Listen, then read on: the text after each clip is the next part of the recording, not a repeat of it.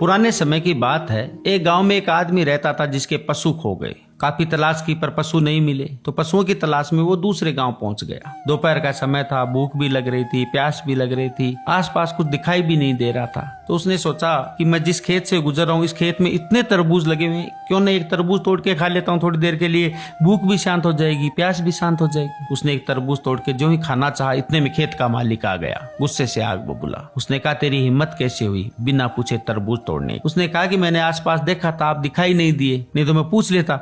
और वैसे भी तरबूज के लिए क्या पूछना था, खेत में इतने लगे हुए हैं, कभी हमारी तरफ आओ तो आप चार खा लेना। कि नहीं, मैं तुम्हारी तरह बेवकूफ और चोर नहीं हूँ कि लोगों के खेत में चोरी से तरबूज तोड़ के खाऊं। ऐसा कह के उसने तरबूज में मिट्टी डाल दी। वो कुछ नहीं बोला, चुपचाप चला गया। संयोग से जिसने तरबूज में मिट्टी डाली थी वो किसी काम से उसी के गांव पहुंच गया और रात को देर हो गई। अब उसने सोचा कि मैं रात को तो गांव जा नहीं पाऊंगा, क्यों न इसी गांव में किसी के यहाँ रात को रुक जाता हूँ। और संयोग से वो उसी आदमी के घर पहुंच गया और बोला कि श्रीमान जी, मेरे को रात को देर हो गई है, इस गांव में आया था मैं कोई काम से, अब मैं गांव तो जा नहीं पाऊंगा, अगर आपकी इजाजत हो तो मेरे को रात रुकने की जगह दे दीजिए, खाना देने की जरूरत नहीं है। वो आदमी उसको पहचान चुका था कि ये वही आदमी है जिसने मेरे तरबूज में मिट्टी डाली थी। उसने कहा, क्यों नहीं, मेहमान भगवान के समान होते हैं, आप जरूर आइए, हमारे घर रुकिए, रहने के लिए जगह भी देंगे और खाने के लिए खाना भी देंगे। वो बैठ गए, उसने खाना लगा दिया, दाल चावल। जो ही वो खाना खाने बैठे, उन्होंने कहा,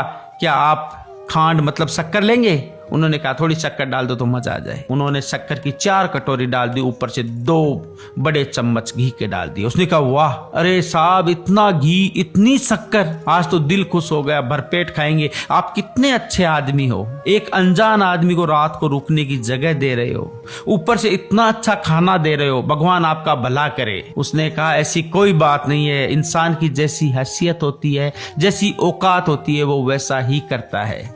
आपकी औकात एक तरबूज में मिट्टी डालने की थी और मेरी औकात दाल चावल में घी और शक्कर डालने की है। आदमी समझ गया था कि ये वही आदमी है जिसके तरबूज में मैंने मिट्टी डाली थी। शर्म से आंखें झुक गई। दोस्तों, कहानी का मतलब बस इतना ही है कि कुएं से कुआं कभी नहीं मिलता, पर आदमी से आदमी कभी भी मिल सकता है। इसलिए व्यवहार जिंदा रखिए, प्रेम जिंदा रखिए। क्या मालूम कब कौन किसके काम आ जाए, या फिर कब कौन काम आ जाए।